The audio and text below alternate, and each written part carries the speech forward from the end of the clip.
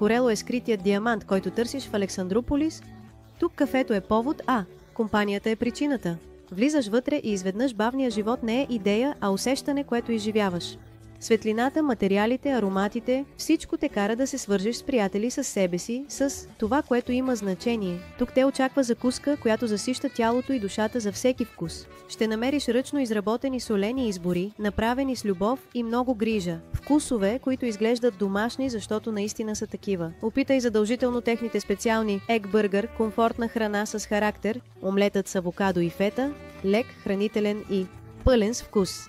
И най-доброто, всичко е направено с яйца от свободно отглеждани кокошки. Сладките избори са много и всеки от тях разказва своя собствена история. Ще намериш също барове с различни вкусове и ръчно изработени пастели от самотраки, направени от семейство заката с чисти съставки. Можеш също да направиш своя собствена бъбъл вафла с желаните от теб съставки, или своя собствена солена или сладка палачинка, както ти харесва, и бананов хляб, топъл и пухкав с аромат, който те привлича. Ще намериш също така натурални вина от малки производители в съвместни, чисти, укротени и искрени, както трябва да бъде виното. Дали искаш да изживееш преживяването на място, или с доставка до вратата ти кувертата е много повече от едно кафе.